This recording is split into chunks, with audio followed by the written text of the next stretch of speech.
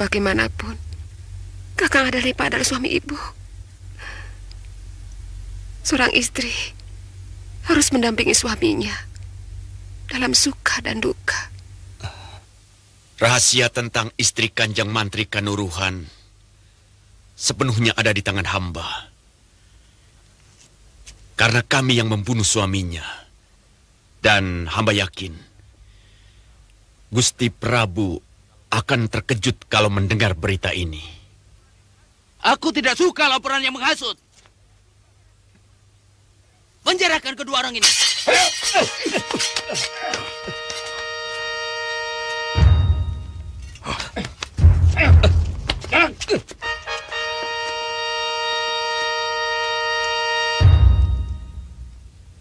Dan kau, Pati. Hamba Gusti.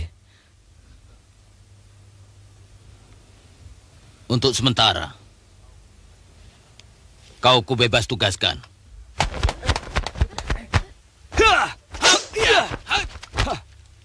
Ayo.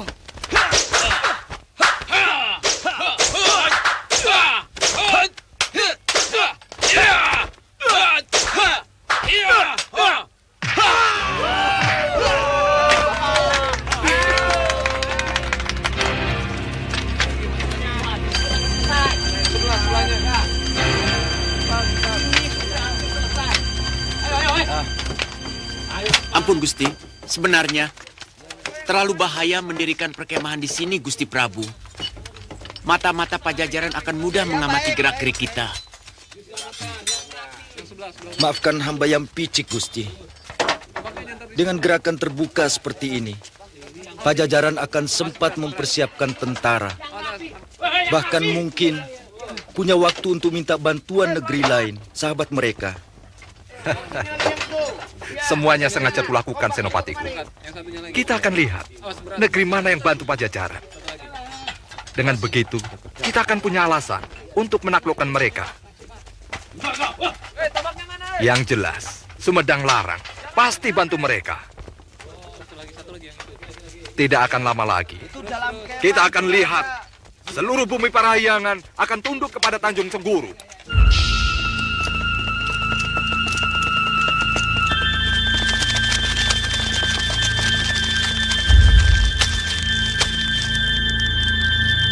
Tunggu!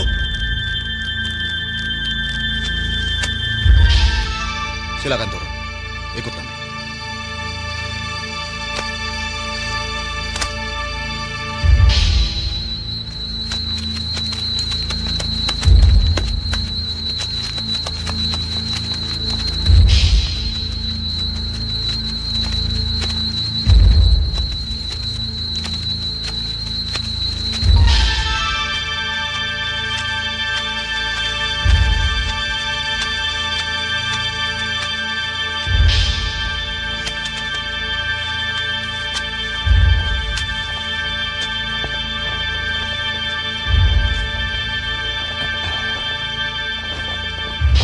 Rama? Pangeran.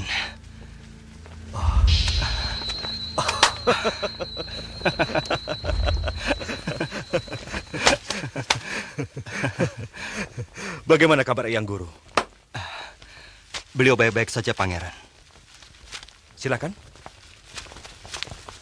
Silakan.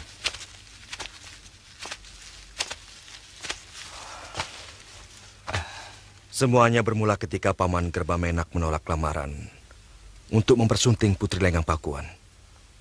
Maka dia menggunakan alasan itu untuk menyerang Pajajaran. Sebenarnya lamaran Prabu Malyapati kepada sepupuku hanya alasan Raja Tanjung Singguru untuk bisa menguasai Pajajaran. Maaf kalau pertanyaan hamba terlalu lancang. Kenapa ayahanda Pangeran tiba-tiba menyerahkan tahta Pajajaran kepada Gusti Pati Gerbamenak? Sulit untuk dimengerti oleh orang lain.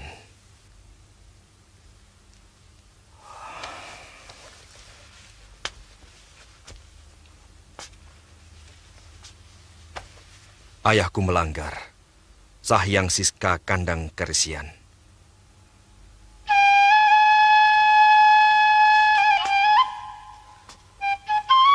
Karena beliau menikahi seorang wanita larangan. Dan itu berarti melanggar leluri kerajaan. Bermula dari kedatangan bangsawan-bangsawan Majapahit yang mengungsi ke Pajajaran ketika terjadi pertikaian di negerinya. Mereka meminta izin untuk tinggal di Pajajaran sambil menunggu redanya kemelut negeri mereka. Ayahanda Prabu menerima mereka dengan baik. Bahkan disediakan sebuah rumah indah dalam kalangan istana. Untuk kedua putri itu di Kaputren, dan untuk bangsawan prianya di Kaputran.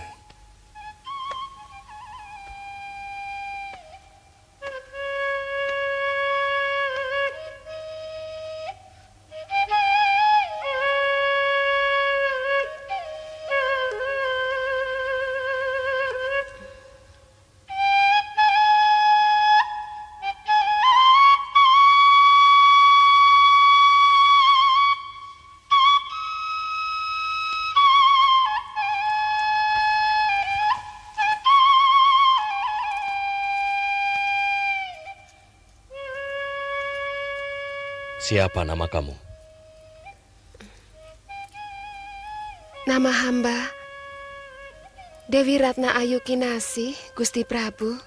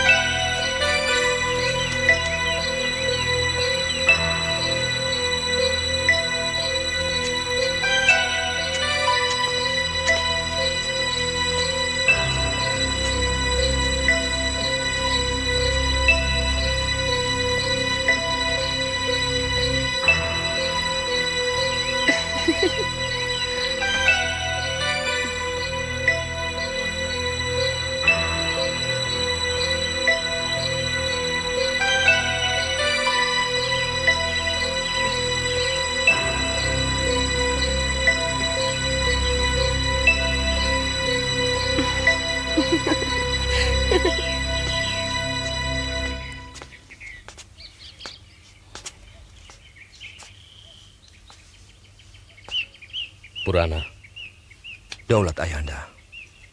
aku akan melamar putri Majapahit itu. Bagaimana pendapatmu? Dawuh Ayahanda adalah sabda. Siapa yang mampu menolak? Ananda setuju kalau itu memang membawa kebaikan buat Ayahanda.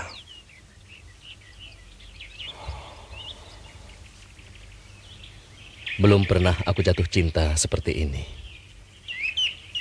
Kecantikan Ratna Ayu Kinasih selalu membayang dalam mimpi-mimpiku. Bahkan menyebut namanya sudah mampu membangkitkan rencanaku.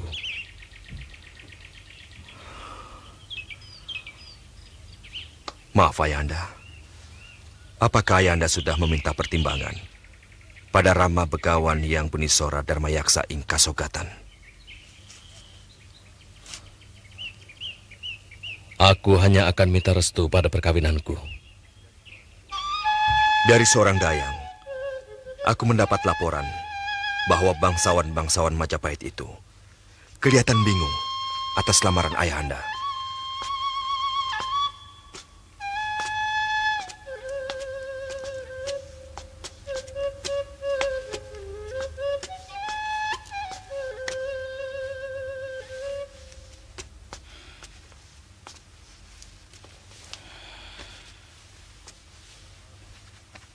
Kalau lamaran Baginda diterima, itu artinya Dinda Dewi Kinasih melanggar leluri. Sebab dia sudah bertunangan dengan Mahesa Panangkaran. Dinda Kinasih pun membingungkan soal itu. Persoalannya, nasib Mahesa Panangkaran juga tidak jelas. Apakah dia masih hidup? Atau mungkin dia sudah gugur?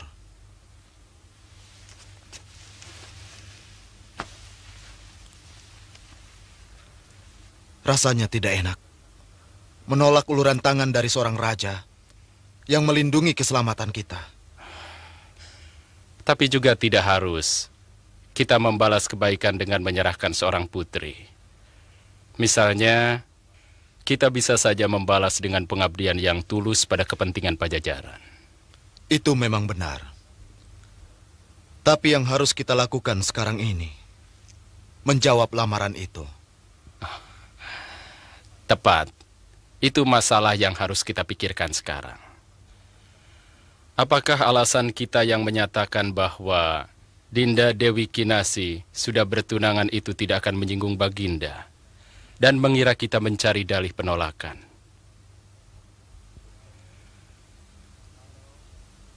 Kalau memang terjadi anggapan seperti itu, tugas kita bersama untuk menjelaskannya.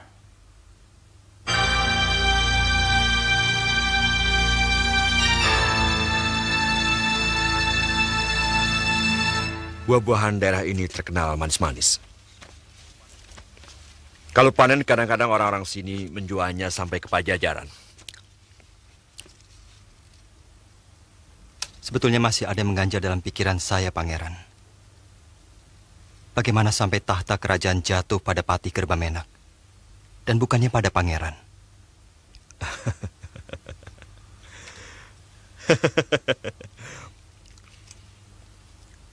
Itu hanya sementara. Sampai aku menamatkan pelajaran kenegaraan dan olah kajuritan di Sumedang Larang.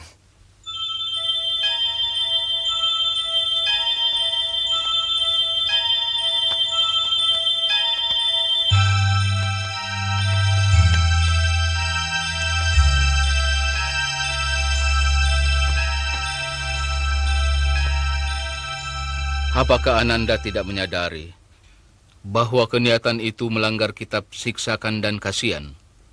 Saya tahu, Rama Begawan. Juga dengan segala akibatnya?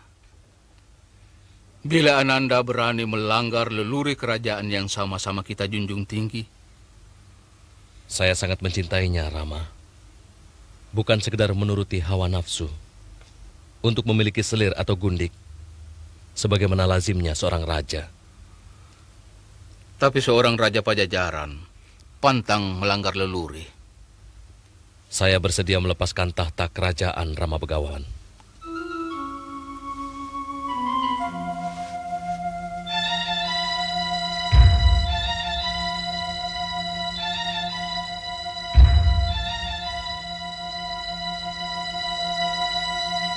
Apakah pangeran sudah merasa siap untuk menduduki tahta? Maafkan hamba, Yang Begawan. Hamba masih ingin menamatkan ilmu kenegaraan dan olah perang yang lebih sempurna. Berarti Ananda Prabu harus menunjuk pengganti sementara.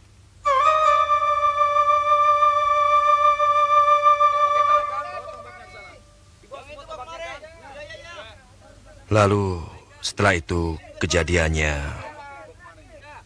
ya, seperti sekarang ini.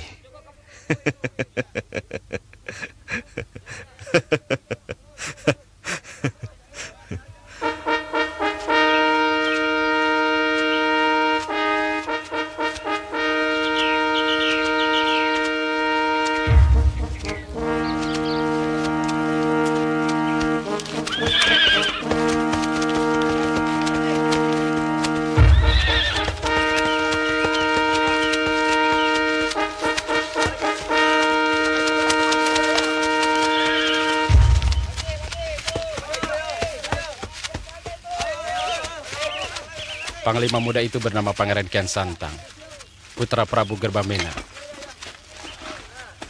Kesaktiannya luar biasa. Apakah ayahanda sudah menyampaikan keniatan hamba untuk ikut membantu? Sudah, anakku. Pada Senopati pun tak ada dalih. Pasukan Tanjung Singguru sudah berkemah di lembah Cikamal, Pangeran. Kalau begitu, perhitungan kita tidak meleset. Kita cegat mereka di Tegal Kubu-Kubu. Lapangan luas di sana sangat baik untuk menggelar siasat perang. Bila pasukan perang Pangeran Purana bisa bergabung tepat pada waktunya, hamba yakin kita bisa memenangkan peperangan ini. Pangeran Purana sudah berangkat dari Sumedang Larang 10 hari yang lalu. Aku harap pasukannya tidak mendapat halangan di jalan.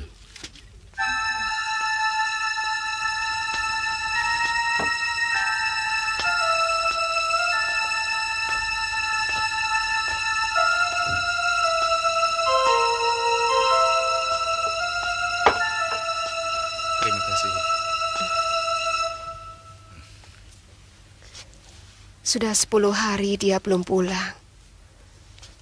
Kanda sama sekali tidak berusaha untuk mencarinya. Anak sebaya Lasmini sudah tidak pantas untuk dicari-cari. Seharusnya dia tidak perlu berlaku kekanak-kanakan. Dinda tahu, perbuatan Lasmini sudah mencoreng kewibawaan Kanda di sini.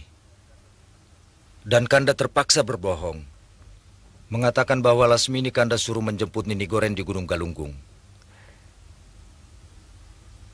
Tapi dia anak kita, Kanda. Saya cemas. Takut nanti terjadi sesuatu pada dirinya. Maaf, Kanjeng Ibu.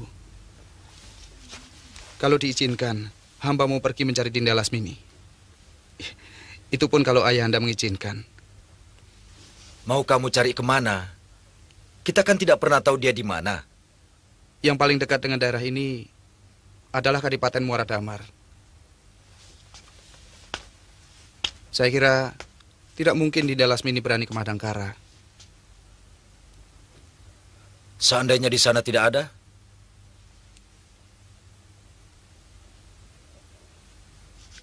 Kemungkinan lain, dia menyusul guru ke perguruan Galunggung. Tapi itu jauh sekali.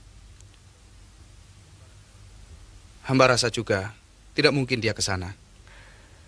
Atau barangkali ke Pajajaran?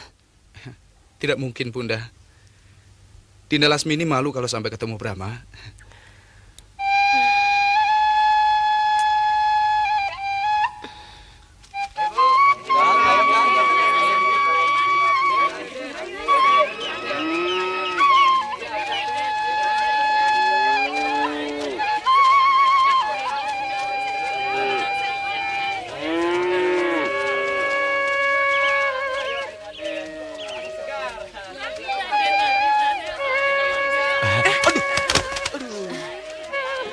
Dasar laki-laki, buaya darat, nggak bisa lihat pipi licin.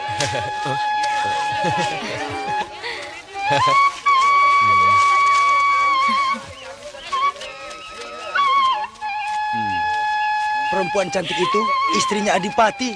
Pantas, tubuhnya bagaikan Dewi Supraba. Kalau tubuh saya bagaimana? Seperti Dewi Sinta. Pas. Cocok. Seperti Dewi Sinta yang 12 jam tidak pernah makan.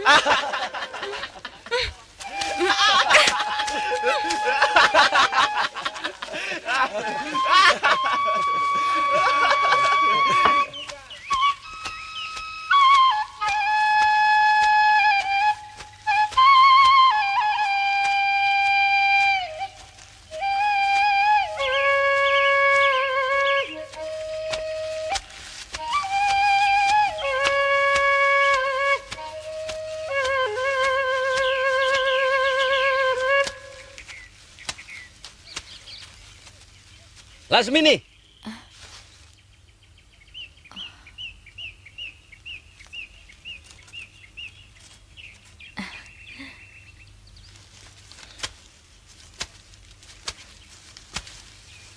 Cari apa, Kakang? Kok ada di sini? Mencari kamu. Dari mana saja kamu? Jalan-jalan. Siapa yang memberi izin? Izin?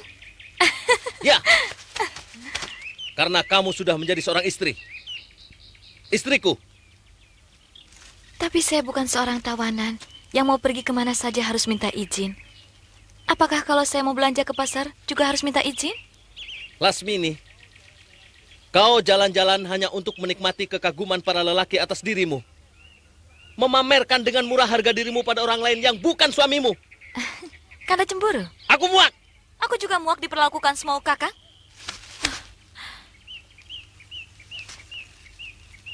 Sementara Kakang bersenang-senang dengan istri-istri yang lain, saya harus menunggu. Jangan samakan saya dengan gundik-gundik Kakang yang lain. Hati kecil saya tidak bisa terima, Kakang. Bodoh. Saya harap cuma sekali ini saja Kakang menurunkan tangan pada saya. Saya bukan perempuan yang mau dikasari seperti tadi.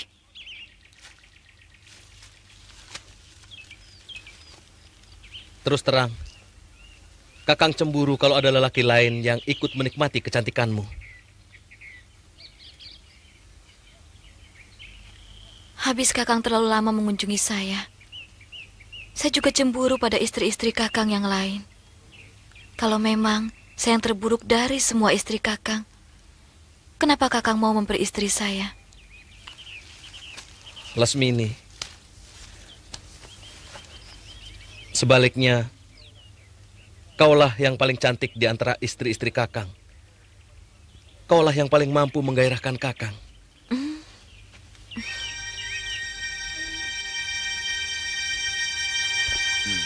Kang, saya pulang dulu ya. Iya, ya. Mari. Oh iya, Kang. Kang. Bagaimana, Kang? Sawahnya, Kang?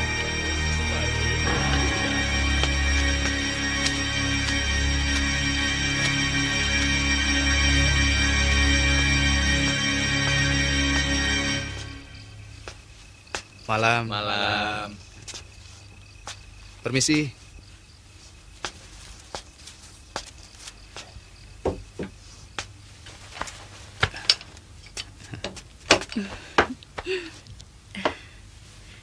Mau pesan apa, Den? Wedang jahe, Ce. Sama makan. Lauknya? Apa saja. Kalau ada lalap sama ikan bakar. Iya. Maaf. Di mana saya bisa nginap malam ini? Wah, di sini tidak ada penginapan, Den. Tapi biasanya kalau ada orang yang kemalaman di jalan, tidur saja di balai. Terima kasih. Iya. Wanita itu benar-benar cantik dan murah senyum. Tidak seperti gundik-gundik Kakang Adipati yang lain. Sombongnya bukan main. Siapa namanya? Silakan, Den. Namanya Lasmini. Memang gadis-gadis Madangkara itu cantik-cantik. Tapi apa, ayo? Mata duitan, Ce. Kalau mata duitan mah penyakit semua wanita, Mang. Jangan heran. Betul nggak, Den? Iya, barangkali, Ce. Maaf, saya kurang tahu. Saya belum punya istri. Saya juga belum punya suami.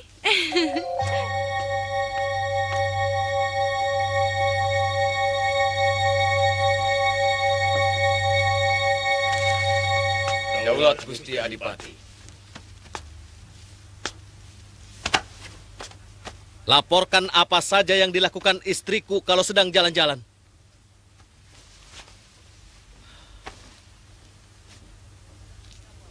Dan siapa pemuda yang berani mengganggunya? Daulat Gusti Adipati.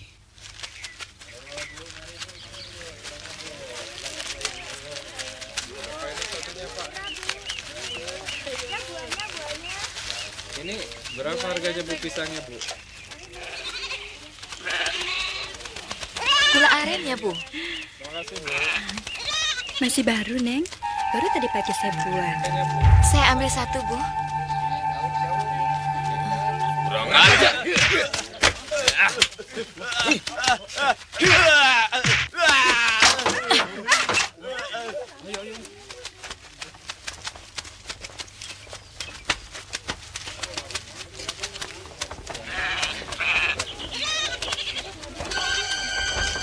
Lasmini.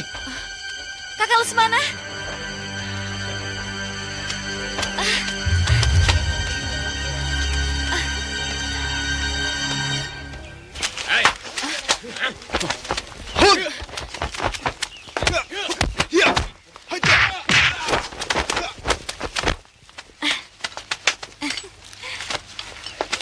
Siapa mereka? Mungkin orangnya Kanda Adipati. Kanda? Ceritanya panjang, Kakang Lesmana. Kanda Adipati Muaradamar telah menyelamatkan nyawaku sewaktu aku mau bunuh diri.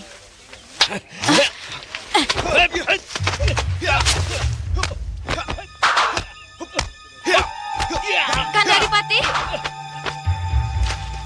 Kanda, dia kakak kandungku sendiri.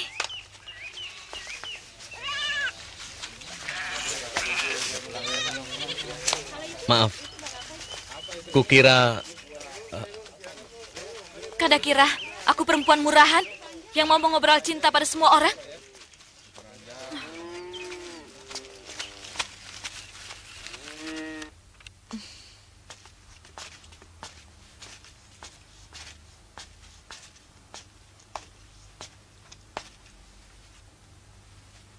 Begitulah suami saya, Kakang. Cemburunya besar. Kadang-kadang sebagai wanita, saya senang dicemburui. Tapi kalau sudah keterlaluan, lama-lama kesal juga.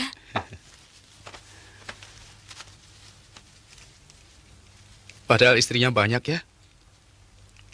Saya dengar, di setiap desa dia punya gunting. Di kota sendiri ada 6. 7 dengan kamu. Namanya juga laki-laki, Kakang. Jangan pukul rata. Tidak semua laki-laki seperti itu. Suamimu itu tidak akan pernah berhenti dari mencari perempuan. Sebab yang ada di dalam otaknya cuma nafsu.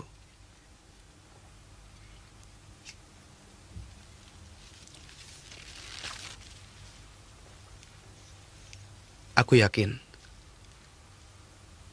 kau tidak akan bisa menemui kebahagiaan dengan lelaki seperti itu.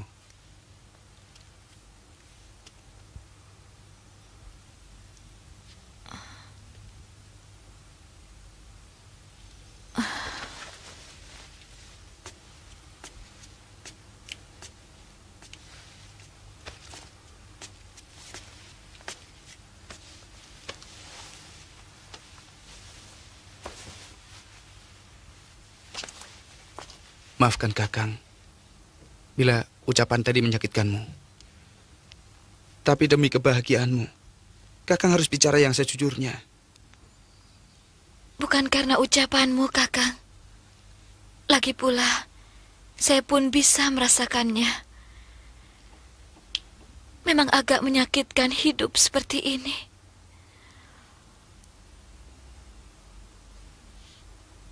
Walaupun sebenarnya Kakang Adipati sangat baik terhadap saya.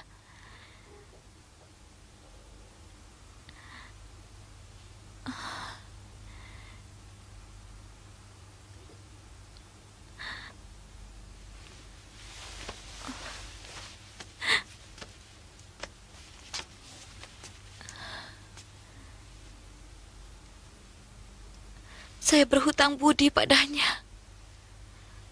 Walaupun saya tidak suci lagi, Kakang Adipati sangat menghargai saya. Siapa yang melakukan?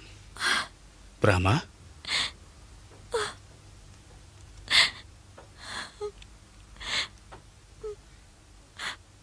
Murid Durgalapati. Saya tidak sadar. Suara seruling itu membawa saya ke alam mimpi. Saya seperti terseret ke alam kenikmatan. Dan di sana cuma ada Permadi yang dalam penglihatan saya seperti Kamajaya. Dia harus kubunuh. Dia sudah menerima hukuman dari saya, Kakang.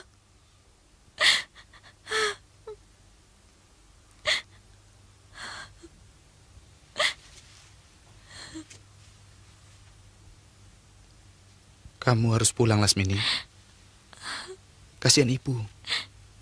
Dia selalu menanyakanmu. Saya tidak mau ketemu Brahma. Saya malu pada semua orang di sana. Seorang gadis yang ditolak cintanya. Tapi di sini kamu akan lebih menderita, adikku. Kamu tidak akan punya arti apa-apa, kecuali meladeni nafsu suamimu.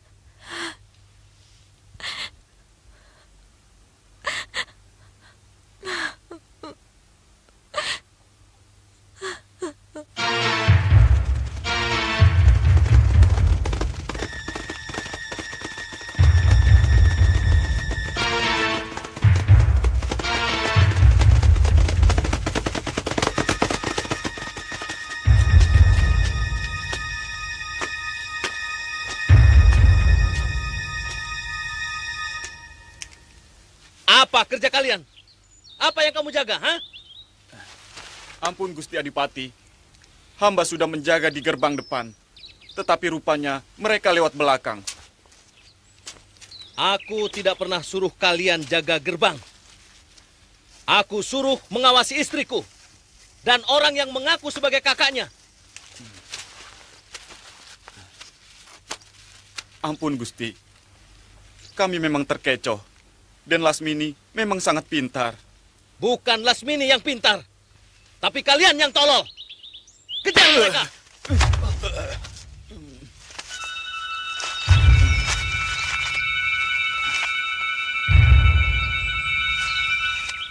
Kejar mereka dan tangkap hidup-hidup. Biar mereka rasakan hukuman dari orang yang berani mengkhianati Muara Damar. Daulat Gusti. Sekarang juga hamba berangkat. Ingat, kalau sampai tugas ini gagal, kau akan kuhukum mati. Ngerti? Daulat Gusti.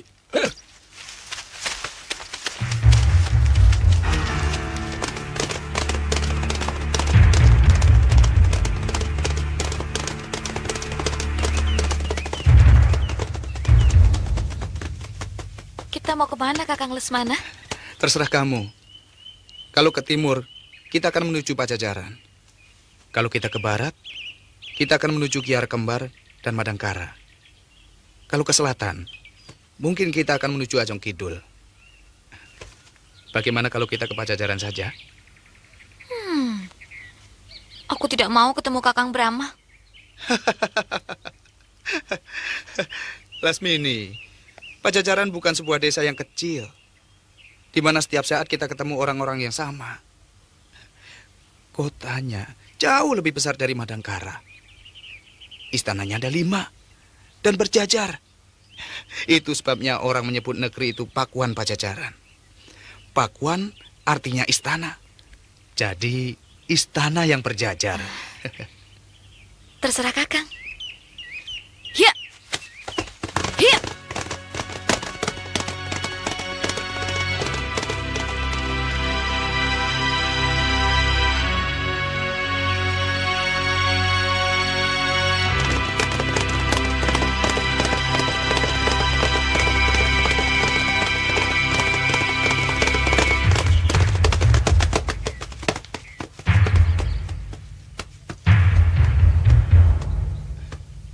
Kemana, Sro? Saya mah terserah Pak Ketua saja. Pak Ketua ke kanan, saya ikut ke kanan. Pak Ketua ke kiri, saya ikut ke kiri. Tapi kalau Pak Ketua mau istirahat, saya juga mau istirahat. Beleguk. Orang lagi bingung, malah ikut-ikut bingung. Ayo. Ja, ja, ja, ja, ja, ja, ja.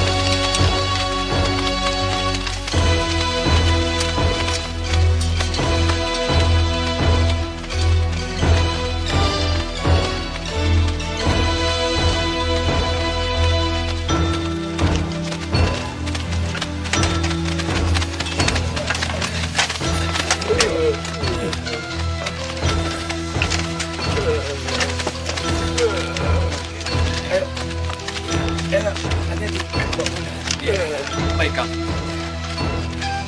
Pelan-pelan. Nah.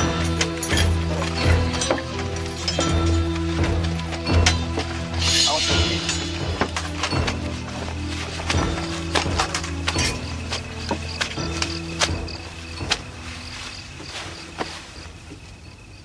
Kita harus memancing Senopati Maliapati keluar dari sarangnya.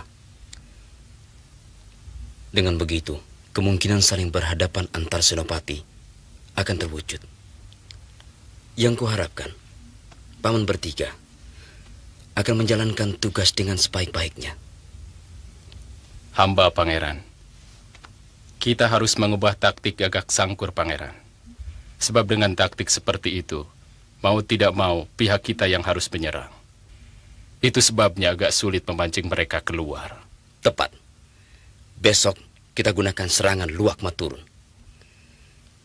Yang paling harus diawasi adalah Senopati Gamparan. Dia ganas seperti binatang buas. Entah sudah berapa puluh prajurit kita menjadi korban. Kalau perlu, Paman Dadali dan Paman Lembu Wulung khusus menghadapi dia.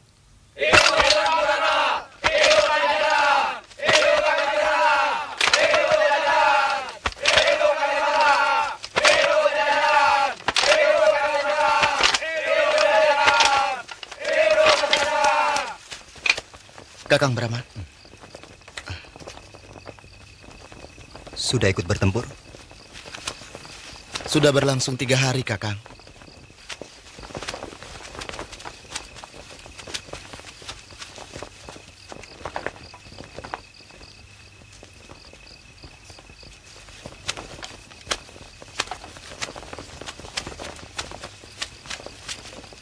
Kakang Mas Purana. Maaf, Dinda. Aku agak terlambat. Kakang Mas lebih cepat sehari dari yang saya perkirakan.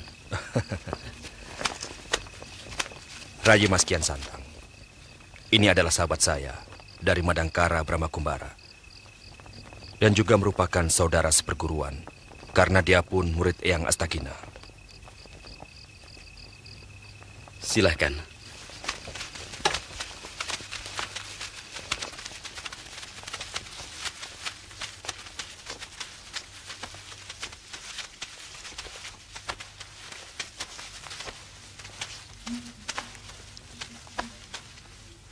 Saya tidak tahu kalau Dinda Kamasuta juga orang Madangkara. Saya sudah menyaksikannya sendiri, kehebatan dan keberanian Dinda di medan tempur. Hamba putra Arya Wisnawa. Maaf, hamba tidak berani meminta izin pangeran untuk ikut mendarma baktikan diri hamba dalam peperangan ini. Tetapi hamba sudah minta izin pada Senopati Punta Dadali. Tidak apa, sama saja. Bagaimana rencana Dinda untuk pertempuran besok? Kami akan menggelar Luwak Maturun besok. Tapi kalau Kanda Pangeran mungkin mempunyai rencana yang lebih tepat, kita bisa rundingkan malam ini. Luwak Maturun. Siasat perang yang sangat cerdik. Tentu saya setuju. Bahkan kita harus bangga karena menggunakan siasat ciptaan moyang kita, Prabu Linggabuana.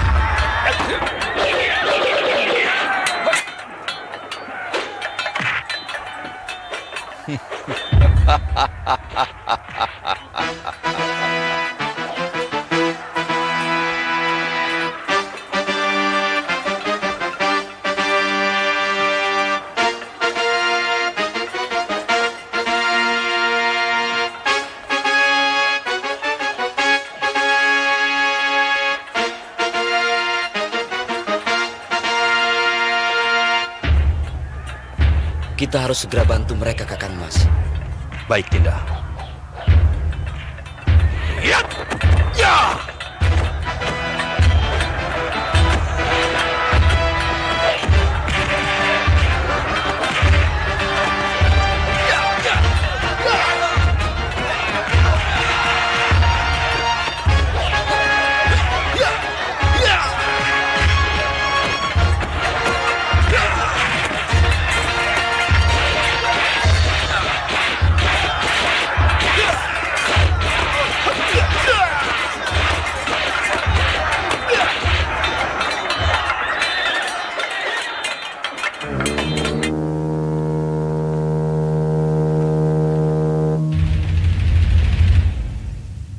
Sebenarnya, saya tidak sampai hati meninggalkan ayah dan ibu.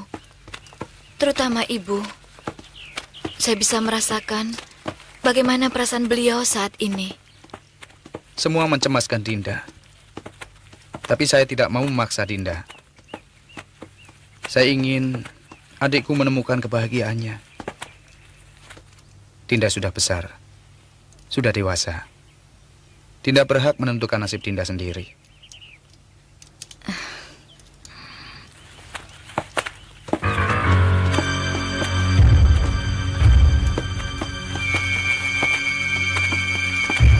Pergi!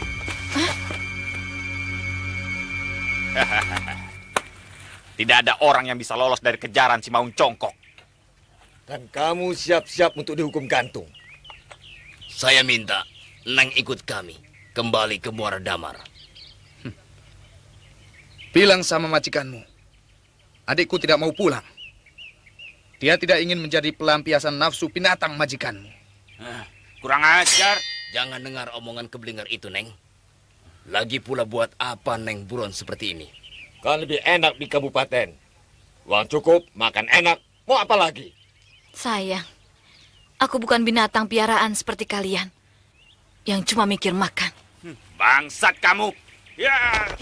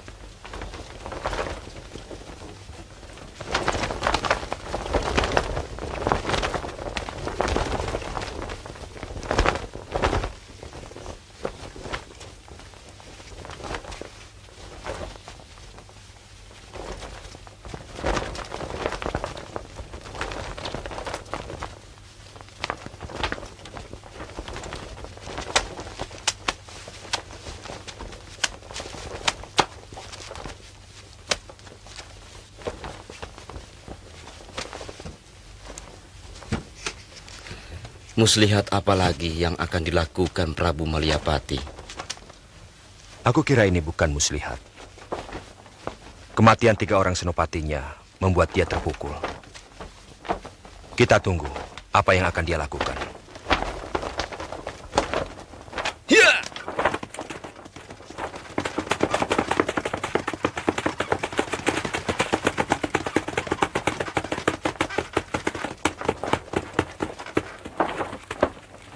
Jangan ada yang bergerak sebelum aba-aba dariku.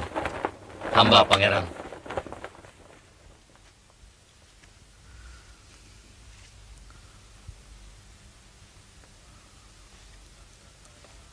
Sangsakala dan tambur Pajajaran sudah berbunyi. Semua prajurit di luar sudah menunggu Ananda Prabu. Aku dengar, Paman Pendeta. Tapi aku bimbang. Aku tahu bahwa kita tidak akan mungkin memenangkan perang ini. 3 orang senopatiku yang sakti mandraguna tewas oleh pahlawan-pahlawan muda Pajajaran. Aku tidak sangka anak Gerba Menak begitu hebat. Seorang raja tidak boleh bimbang, sebab keputusan yang ragu akan menghancurkan semua pasukan. Pendapatmu, Tompel?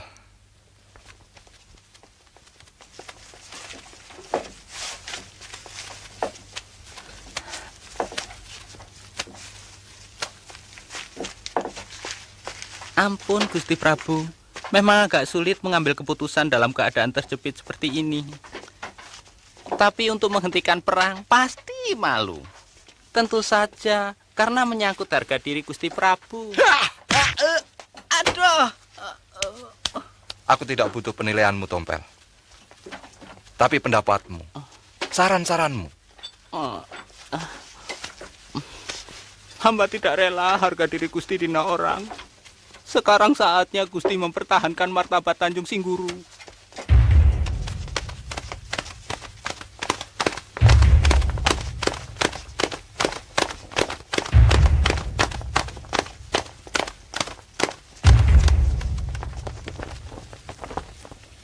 Dinda, pasti dia membawa pesan dari Malyapati. Saya rasa begitu.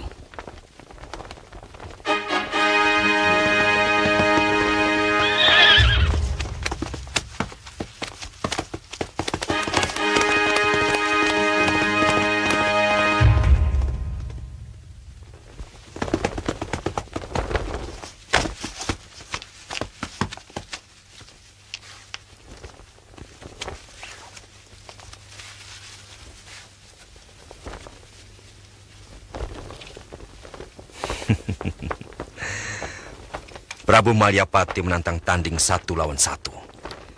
Izinkan Dinda yang maju, Kakang Mas. Biar saya yang melawan. Sebagai yang paling dituakan di sini, saya berkewajiban untuk melayani tantangan. Tapi yang menjadi penyebab perang adalah adik saya, Kakang Mas. Lenggang Pakuan juga adik saya. Sekarang masalahnya, Pajajaran dan Tanjung Singguru. Bukan putri Lenggang Pakuan dan Malyapati. Maaf, Pangeran. Bagaimana kalau saya saja yang melawan Prabu Malyapati? Sama sekali tidak bermaksud mengecilkan Pangeran berdua. Inilah saatnya saya mendharma baktikan diri saya untuk Pajajaran dan juga saudara saya, Pangeran Purana. Seharusnya yang bertanggung jawab atas tantangan ini, saya. Tapi kalau memang itu sudah niatan Brahma, rasanya salah kalau saya menghalangi. Brahma, hati-hati dengan golok pusakanya. Terima kasih. Saya akan lebih berhati-hati. Dewata yang agung, berilah aku kekuatan agar aku dapat memenangkan pertarungan ini.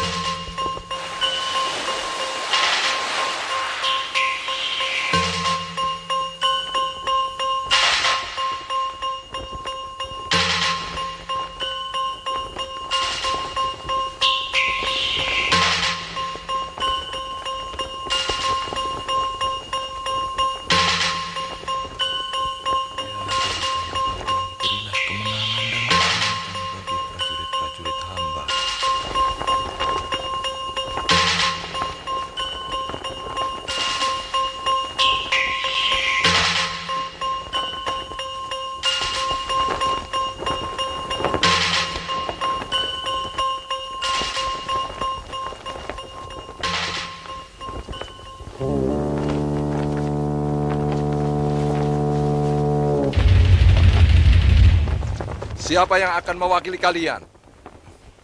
Saya. Siapa kamu? Kenapa bukan Kian Santang? Aku mengusulkan untuk menghentikan perang. Kalau kalian mau menyerahkan Putri Lenggang Pakuan. Tuan sadar apa yang Tuan ucapkan? Kami masih menghormati tata krama perang. Kalau tidak, pasukan Tuan sudah kami habisi hari ini. Kami masih menghargai kedaulatan negeri Tuan untuk menyelesaikan persoalan dengan secara kesatria. Sombong kamu anak muda. Siapa kamu? Saya Putra Rahyang Ningrat Kencana, cucu dari Prabu Niskala Wastu Kencana. Oh, sang putra mahkota. Sayang. Mungkin kau tidak akan sempat menjadi raja. Kita mulai, Prabu Malyapati. Saya paling tidak suka mendengar sesumbar.